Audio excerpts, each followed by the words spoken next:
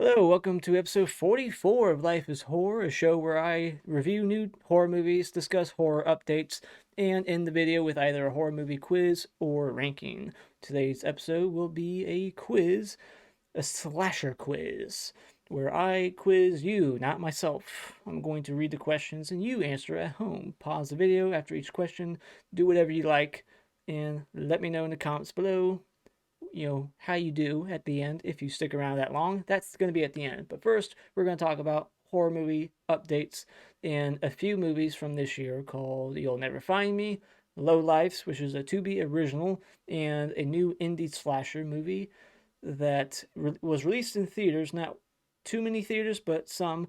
It managed to come to a theater near me, thankfully, so I was able to catch it there. Called In a Violent Nature by Chris Nash, I believe was the name. Written, directed by him. And so, yeah, those are the three movies I will be discussing from this year. Um, but first, let's go over some horror movie updates. What has been announced since the last time I uploaded, which was almost 2 months ago. I've been gone for a while. I've been vacationing in the Ontario wilderness doing yoga, getting stretched out, and now I'm back. And so let's talk about some movies. There's a lot of movies, sequels every day getting announced, and we got a lot of sequels coming out next year that were announced. Some release dates, like Megan 2.0 has a summer release date now. I believe originally they said Megan 2 or 2.0 is what they're calling it. Is coming out next summer. I think they first said it was going to come out January of 2025, but now they've pushed that.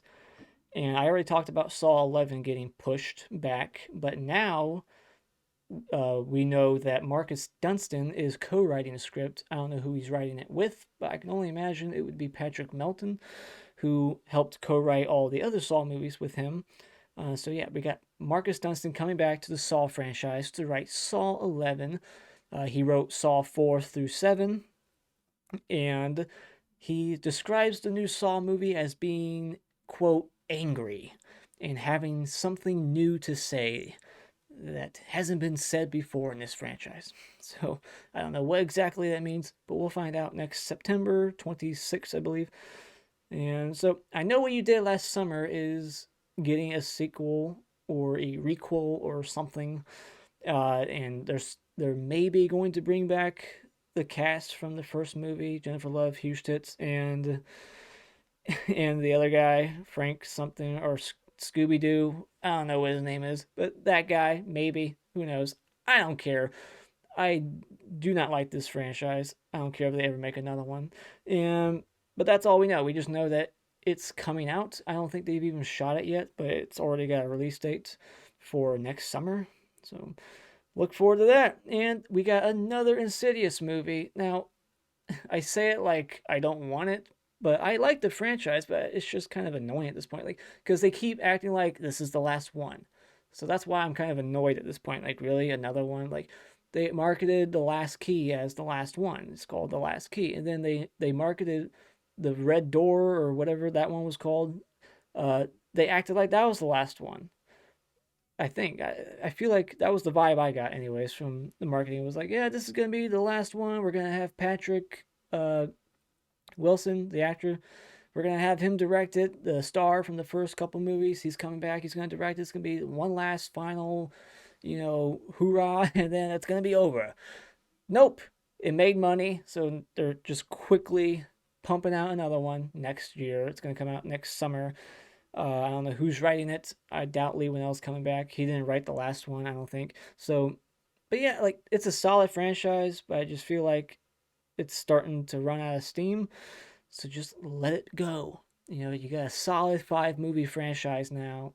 Don't ruin it. Don't ruin the streak with a bad 6 movie. But a lot of people didn't like The Red Door, but I liked it. I liked that I brought back the Lambert family. So and then speaking of franchises, the Pope's Exorcist is getting a second movie. That does not surprise me at all, given how the first movie ended. It kind of like hinted that there was like 25 more stories to tell. So I was like, okay, yeah, they're definitely setting up a big franchise here. So yeah, we're getting the second movie. And funny enough, Kurt, or what's his name? Kurt, it's not Kurt Russell. It's Russell Crowe. I always mix those two names. Russell Crowe is doing another exorcism movie this year called The Exorcism.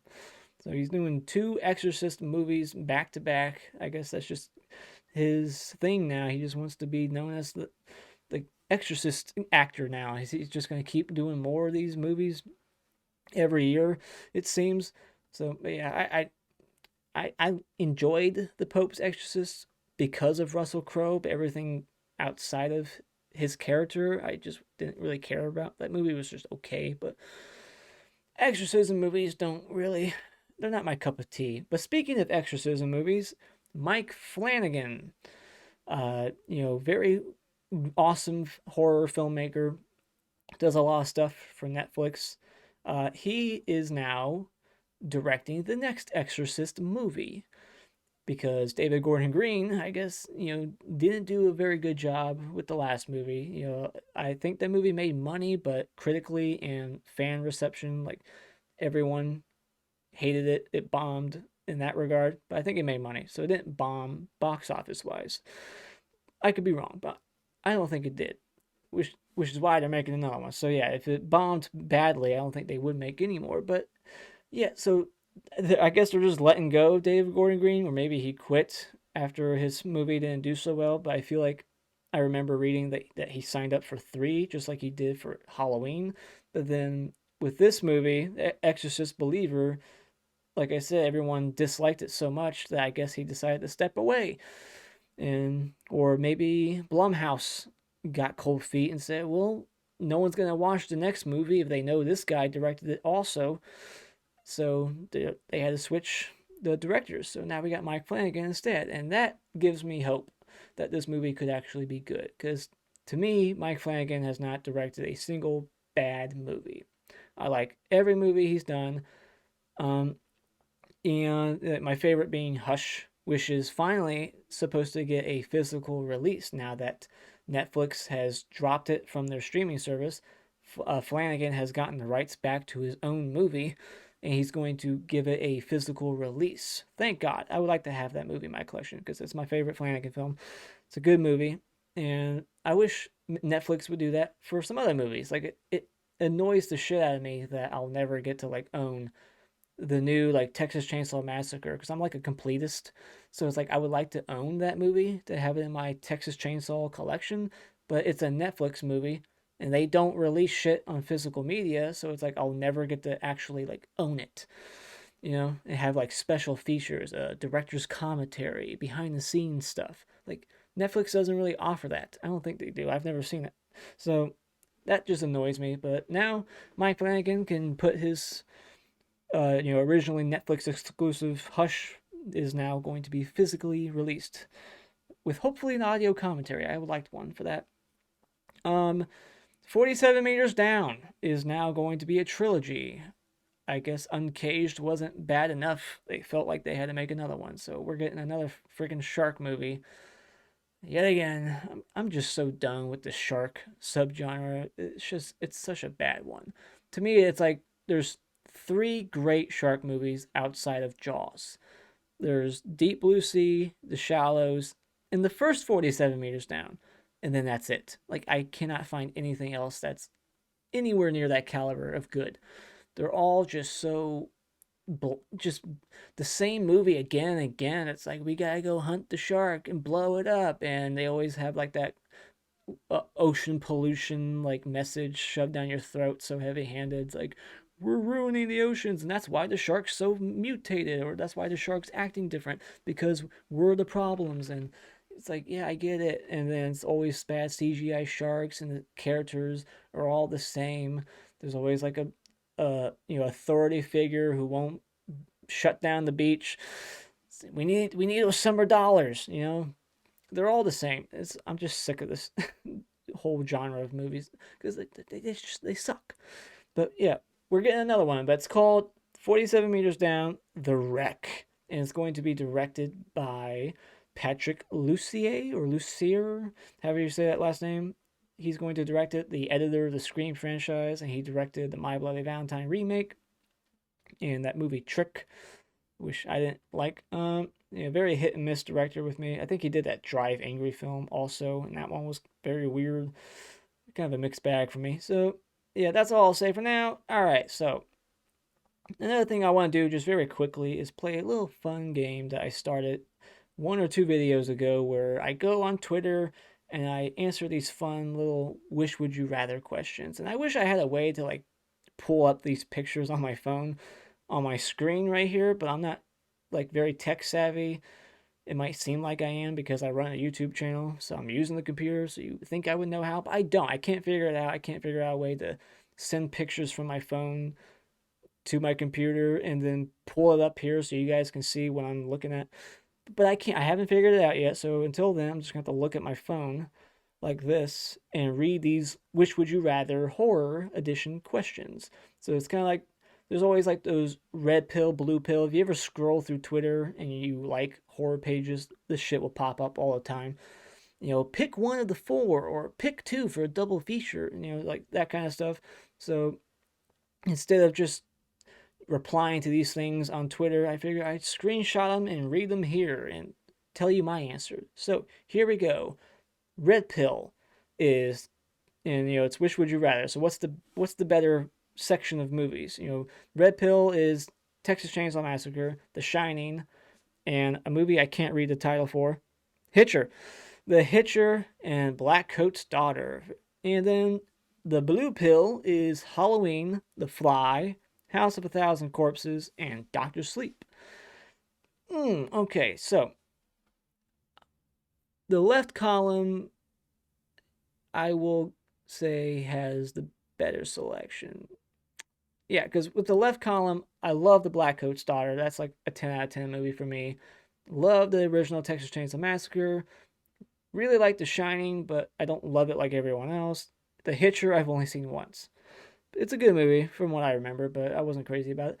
But yeah, Halloween definitely is my favorite movie with the blue pill category. But I love The Fly, House of a Thousand Corpses. I used to hate that movie, but now I've kind of come around on it. Still don't think it's great, and Doctor Sleep is great too. But yeah, I'm gonna go. I'm gonna go Red Pill, TCM, and Black Coat's Daughter. Those two movies. That's why I would go with that one. So yeah, what do you guys say? What red pill or blue pill? Let me know. All right, so this one's shorter. It's just pick your favorite movie here out of the four. And three of them are from 1988, but the fourth one is an M. Night Shyamalan movie, so it's a very weird collection of films here. Usually there's like a theme to them, or they're completely random, but it just so happens that three of these movies are from the same year, and one of them's not. Oh, I think I do see a theme. They're all alien based. All right, so there is. All right. So we got Signs from M. Night Shyamalan, which is my favorite M. Night Shyamalan movie. If you watched my M. Night Shyamalan ranking, you would know that. The Blob, and They Live, and Killer Clowns from Outer Space. So what's your favorite movie of those four? Well, that's very hard because, um, you know, three of those movies are like a 9 out of 10 and higher. They Live would be like an 8 out of 10 for me. So that's easily, I'm going to take that one out. So it's down to Killer Clowns, The Blob, and Signs for me. But if I'm looking to have a good time, I'm going to go between Killer Clowns and The Blob. I'm trying to think. I did that ranking for 88, and I think I put Killer Clowns as number 2. So I'm going to go Killer Clowns. But it's a tough race between that one and The Blob. But I'm going to go Killer Clowns. It's just a very fun movie. Great soundtrack. Just lots of fun. So Killer Clowns, that's my pick for that one. All right, last one. All right, which one do you like the most out of these 6 movies? Is there a theme to these? I think this is completely random. All right, The Babysitter, the Texas Chainsaw Massacre Netflix movie, Creep, When Evil Lurks, Fear Street 1994, and the first Resident Evil. And so I'm going to take that one and Fear Street out immediately because I don't care about those movies. I love The Babysitter. I love the new Texas Chainsaw Massacre. I know I'm in a small camp of people who like that movie, but I don't give a fuck what anyone says. The new Texas Chainsaw Massacre movie I thought was awesome. Creep is one of my favorite found footage movies, period. And When Evil Lurks, I think, is overrated, but still good. I just don't think it's anywhere near as shocking and disturbing as everyone was praising it. So it's a tie right now between Babysitter, TCM, and Creep. But I think I've seen the new TCM the most out of those three. But fuck, this one's hard. I love all three of those movies. Mm, I'm gonna go Babysitter. I'm gonna go with the Babysitter. I think that one's the most fun. I'm just gonna go with the more fun movie. So yeah, I'll pick the Babysitter. But TCM and Creep, those are two other fantastic films from this list. So there you go. That's my pick. Let me know what you guys picked in the comments below if you want. And so I guess let's jump into the movie reviews, shall we?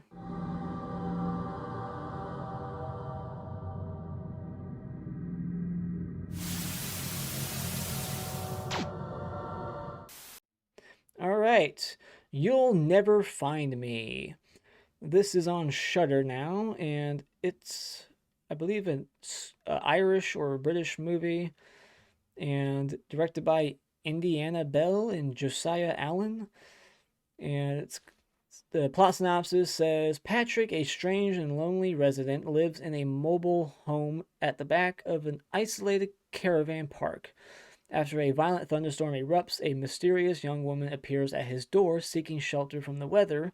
The longer the night wears on, and the more the young woman discovers about Patrick, the more difficult she finds it to leave. Soon, she begins to question Patrick's intentions, while Patrick begins to question his own grip on reality. So, very psychological. It's a psychological thriller horror. One location, it's a small mobile home, the entire movie. And I didn't watch the trailer for this. I went into this completely blind, and I had a good time. I feel like the third act is where it kind of lost me a little bit. It got very kind of confusing, very heavy psychological like hallucinations and very trippy like visuals. I preferred the more like slow burn, the 2/3 at the beginning, just like the mystery, like you don't know who to trust really. Like at first it seems like he's the obvious creep, but then you're like, well that's typical. This movie's probably gonna subvert expectations, and she's the weirdo, so I can't trust her. And then she kind of says and does some things, like he kind of catches her in some like lies. So you're like, I don't trust her. Like, what's going on with her? And so there's a good like intrigue, and it's a slow burn. It's very quiet movie because they speak quietly. They're very soft-spoken people, kind of like myself. It's a very talk-heavy movie, a lot of dialogue. There's not a lot of like action and stuff happening on the screen until like the last like 15 minutes when it gets, like I said, very kind of psychological, trippy, and you start to realize what's really happening here. It kind of reminded me of Dry Blood in a way, the way that movie plays out, because that's another like one location psychological, can't really trust what you're seeing or hearing type of movie. But that movie's more violent and extreme towards the end than this movie was. And after, but there's a shower scene kind of in the middle, or kind of closer to the beginning, where I felt like that scene gave it away what was ultimately happening here. I was kind of able to predict what was happening here. So I wasn't too shocked by the reveal.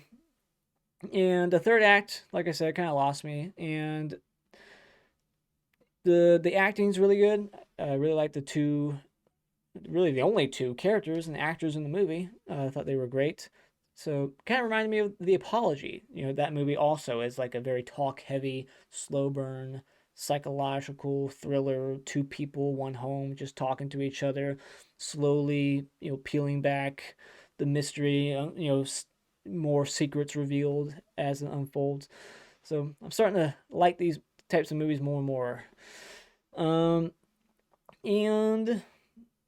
the, the way they talk, I mean, it's a nitpick, but it's like they kind of talk very like talk like authors, like people who write books. Like it's like you're reading a book, or the way they talk, like they talk unnatural. Like I don't know, they talk very poetically about stuff. And it's like, does anyone really talk like this? Especially a guy who like lives in a freaking like trailer park. I don't know, but whatever. The tension was great. And like I said, you don't really know who to trust at first, so it kind of keeps you on your toes, keeps you kind of guessing for a while, like, who's really the bad guy here? What's really going on? Is it this type of movie, or is it going to turn into this kind of movie? So yeah, I recommend this movie. It was a 3.5 out of 5 for me. I liked it. Just wish that it stuck the landing a little better. Um, and just it didn't surprise me in the third act like I wanted it to. I was hoping for something that I hadn't seen before, or just something, But it was like, all right, could have ended better. But I really enjoyed the ride there, though. The first 2/3 are the strongest points of the film for me. Um, so let's move on to the next movie. I forget how to do that. There we go. All right. There's the. I don't want to talk about that one yet. Hold on. Let's save that for last. All right. Lowlifes. Let's talk about Lowlifes. This is a to be original. The survival instincts of a road tripping family are put to the test when they have no other choice but to stay the night at a remote homestead.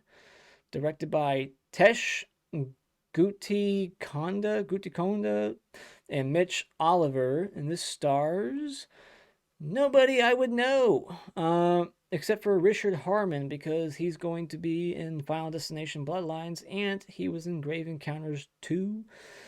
All right, so this is a twisted cannibalism film. I don't want to say too much, but there's cannibalism involved. They bump this family that's riding, around in like a RV vacationing. They bump into this like redneck type of family.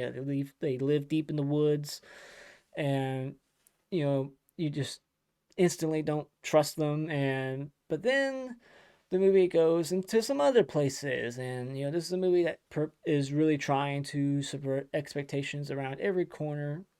There's some twists, but ultimately it is a like TCM movie. Cabin in the woods. You know, crazy family, and so it's like TCM, a little bit of strangers. That kind of film. But the way it unfolds, I really enjoyed, and mostly solid performances. Although there was a couple of actors who I thought were a little too over the top, a little too hammy. Um, and oh, the ending. The ending is what really brought this movie down. Two movies in a row. But this one more so than the last one. This movie's ending, I just like I saw it coming, and I was praying the whole time, like, please don't do what I think you're about to do. Don't end the way so many other horror movies would end. Don't have this character do this. Please, please, please don't do it. And they did it. And I was like, fuck. And so I was gonna rate this movie higher, but then they did that, and I was like, nope, you just ruined the ending of this movie. It could have been so great, but you fucked up. So I had to lower my rating a little bit, but still like the movie. It's a good movie. Solid 3.5 out of 5, which I was not expecting for a to be original. Usually, to be originals are very low quality, shitty films, but this was actually good. There's some good violence, some good practical effects and gore, some bow and arrow kills, and you know some good stuff. And there's a funny line in this movie. um, should I say it? It's really funny. When you hear it towards the end, it's gonna be iconic. It's a very hilarious line. So there's some dark humor in this movie. It's not 100% serious. There's some humorous elements in here. A lot. It's very twisted, dark humor, kind of like the original Texas Chainsaw Massacre. The pacing, editing, very great build up. The tension built nicely. I really enjoy this movie. Just wish that ending could have went a different route, but they just unfortunately did what they did. And so yeah, Lowlifes, check it out. Great movie. In a violent nature, this is a new indie slasher movie that's told almost 100% from the killer's perspective. It's like, you know, what's Jason doing, Jason Voorhees doing, or Michael Myers doing in between all the killings. Now we get to see what it looks like. But it's not exactly what I was hoping for. let me read the plot synopsis. The enigmatic resurrection, rampage, and retribution of an undead monster in the remote wilderness unleashes an iconic new killer after a. They're already calling him iconic. After a locket is removed from a collapsed fire tower that entombed in its rotting corpse. So yeah, some jackasses walk to this guy's grave, pick up a locket, kind of like the locket in the Friday the 13th remake, and then he gets pissed off, gets resurrected, and now he just wants his locket back. Hey guys, he just wants his machete back. That kind of thing. Although that wasn't the case in Jason X, but in this case, that's really just all he wants. Just give him the damn necklace and he'll leave you alone. So yeah, we got this slow, lumbering slasher named Johnny walking around the Ontario wilderness picking off these, you know, dumbasses one by one. And because it's told from the killer's perspective, we never really like sit down with the characters and get to know them. They're never fleshed out, they're never developed, so you don't care about any of them and they're just kind of in the background, kind of giving some slightly hammy, probably on purpose, slightly hammy acting. And you got that traditional campfire scene, and it's like shot 360. After like 5 minutes of that, I was like, whoa, please stop. And that wasn't from the killer's perspective, so that kind of bugged me out. This movie, I would have loved this movie if they had stuck to the gimmick 100% of the way, beginning to end, but they didn't. They kind of cheated in the campfire scene, and then they cheated the whole last act to tell the story from the final girl's perspective in the last 15 minutes or so. And I feel like that was a mistake. And you think about, oh, wouldn't it be cool to see what Jason and Michael do in between the kills? Like, what would it look like to see Jason retrieving Julius's head out of the dumpster and Jason Takes Manhattan and putting it in the cop car, or seeing Jason like rig that trap that captures Todd or Scott, whoever, in Friday the 13th Part 2. Wouldn't it be cool like to see them do this stuff to set up the bodies to fall later? And like I still want that movie, but this is not that movie. This is just a guy walking around the woods very slowly, and ambient noises. There's no score, there's no soundtrack to the movie. It's just the sound of bugs and his footsteps, and just a couple of gory kills. It's a small body count. There's only one creative kill in the movie that you've never seen before. It's a ridiculous kill. I still can't wrap my head around it because I need to watch it again. But from what I remember, the kill is not possible. The physics of it, like, wouldn't the body do something else? I don't want to spoil it in case you haven't seen it, but he does something to a body where I'm like, would that happen? Like, wouldn't it do? But whatever. I need to watch it again. But yeah, this movie is only worth watching for that kill alone, unfortunately. But it's a unique spin on an 80s style slasher, and that's like the best aspect of the movie is the idea here. I love the idea, but I don't like when it abandons that idea at times, and I hate the final act. And I had heard and read like letterbox reviews saying, "Man, that last act, whew." And I was like, "Really? Oh man, that sucks. I wonder what's gonna be." And I was not prepared for just how bad what they were talking about was. Like, it is it's such a bad. Like, I get what they were doing though. It's not that I don't get it. Like, I totally get it. Like, but I don't like it. I hate it. I absolutely hated it. It kills the rewatch value on this movie. Like, if I was ever to watch this movie again, when it gets to that point, when I know what the next like 15, 20 minutes are, I'm just going to shut the movie off. Like, fuck the rest. I don't need to watch it. It just ruins. And they throw in a cameo from, speaking, I was talking about earlier, Friday the 13th Part 2. You get, and it's not really a spoiler if you go to IMDb, you go to Letterboxd, there it is. She's listed, Vicky from Friday the 13th Part 2. She's cast in this movie as the woman. She doesn't have a name, but, she pops up in the movie, and I was like, oh, cool. And then, but that was unfortunately the worst part of the movie was when she popped up. Um, and yeah, it was just the third act was just purposely unconventional, to its detriment, though. It just ruined the movie. It just goes out in such a horrible whimper. You're like, really? That's it? Oh, such a bummer. Such a fucking bummer. But and even the first two thirds, I wasn't too thrilled with. It's just it has that one great kill, and then a couple small gore moments here and there, and that's it. That's all you get. There's no great characters because it's mainly just a killer walking around. There's no music. It's just the sound of footsteps. Um, and the movie just relies on the sound design and ambient sounds.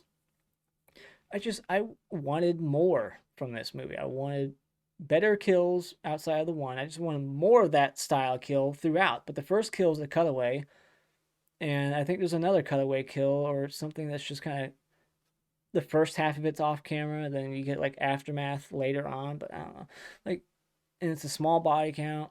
So yeah, this one just really bummed me out. Like I didn't hear about this movie until like a month ago or so, and I was really looking forward to this. I was like, oh shit, that seems cool. I love that concept. Uh, but unfortunately, we didn't.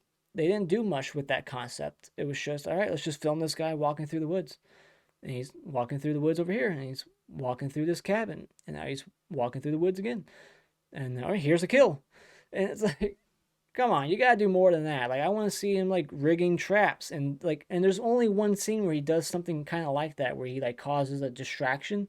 It's like that little moment there. That's what I wanted a bunch of him, like meticulously doing things and cleverly like setting up stuff like Jason and Michael would.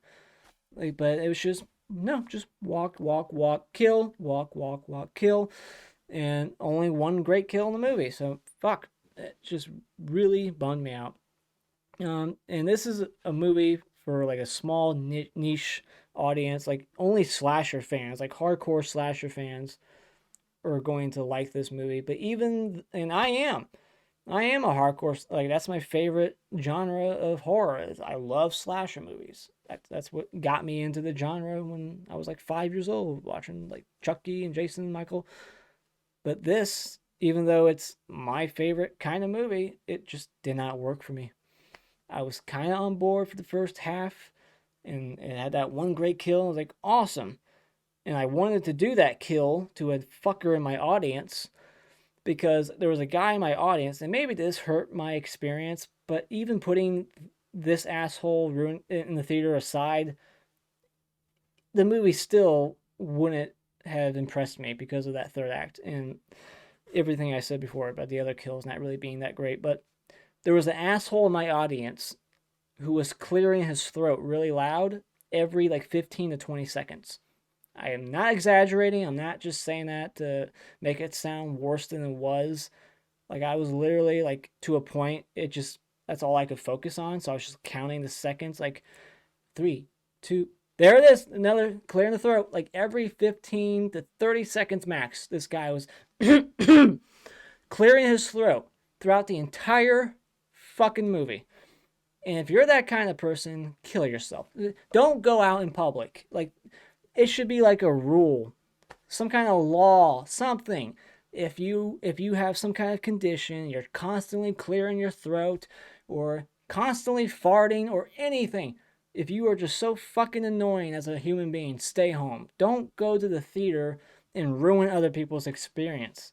Like I would not have the gall like if I knew I had something in my throat and I was just clearing my throat constantly all day, I'd stay home because I'd be like, yeah, I could go to the theater, but I'm going to piss a lot of people off more than likely. And that would just make me feel uncomfortable knowing that I'm pissing people off. Like, I know, I'm sorry. I'm not going to be that guy. I'm just going to stay home, watch the movie at home, and not because I'm nice. I'm considerate. I'm not going to piss other people off and inconvenience them and annoy the piss out of them when they're trying to enjoy the movie.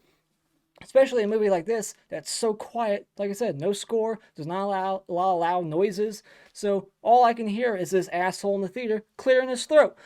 So fuck you, dude. So yeah, but like I said, that's not the reason why I didn't like this movie. It was everything else I said. So, but I don't know.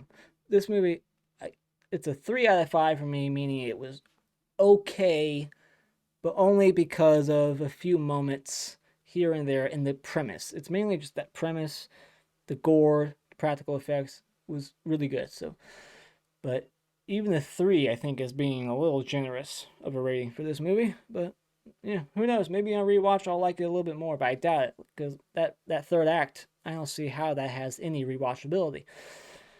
So there we go. That's the end of that. Let's get into the quiz. Let's do the quiz, everybody. All right. So let's do a 20-question quiz, slasher movie style. All right. This is a slasher quiz. Let's get ready. Question 1. Which early slasher movie opens with the words, "The film which you are about to see is an account of the tragedy which befell a group of 5 youths"? And question number 2. Aside from his appearance at the start of the movie, for what reason did Corey Feldman not play the role of Tommy Jarvis in Friday the 13th Part 5 for the entire film?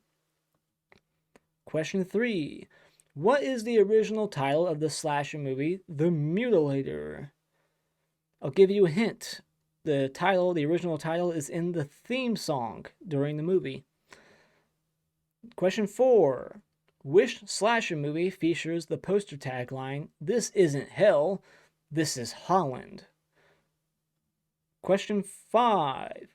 What is the name of the slasher movie that is something of an Evil Dead 2 reunion featuring Sam Raimi, Ted Raimi, and Bruce Campbell? Question 6. Which of the following slasher movies did Jamie Lee Curtis not appear in? Prom Night, Terror Train, My Bloody Valentine, or Halloween 2? Question 7. Which slasher movie from '87 was also known as Nightmare at Shadow Woods? Question 8 is, which '70s box office hit was said to have been instrumental in starting the huge boom in slasher movies in the early '80s? Question 9. Many slasher movies were banned in Britain and commonly referred to as video nasties, but what was the name of the Parliament Act that led to over 70 titles being banned? Number 10. Despite being a big success at the box office, Gunnar Hansen said that his first royalty check for TCM was a mere $47.07. True or false? Question 11. Which slasher movie features the rather impressive cast members Jack Palance, Donald Pleasance, and Martin Landau? Question 12. Close your eyes for a second and sleep forever is the poster tagline from which '82 slasher flick? Question 13. Which of the Friday the 13th movies did the Prowler director Joseph Zito go on to direct? Question 14. Which Oscar-winning actress had an early film role as Sophie in The Burning? Question 15. Almost a year before the release of Friday the 13th, Sean Cunningham placed an ad for the film in Variety magazine. What did the image on the poster show? Question 16. Which slasher movie am I describing? There's a caretaker, a hospital, a summer camp, some gardening shears, and a canoe trip. Question 17. While we were out here fumbling with the music, that lousy bastard was in there killing her. Bastard! Bastard! Bastard! Which slasher film does this line feature in? Question 18. What is the link between the following horror movies, besides the fact that they're slashers? Halloween 2, My Bloody Valentine, The Burning, Graduation Day, and Just Before Dawn. Question 19. Which series of Norwegian slasher movies take place in Jotunheimen National Park? Question 20. Who did all the boys love in the slasher movie starring Amber Heard as the title character? And there you go. That's the end of the quiz. Let me know how you did in the comments below. And that's all I got for this. So let me know your guys' thoughts. Did you guys like In a Violent Nature? Have you seen it? What you think about that kill? Uh, let me know in the comments below, and have a good one. See you later.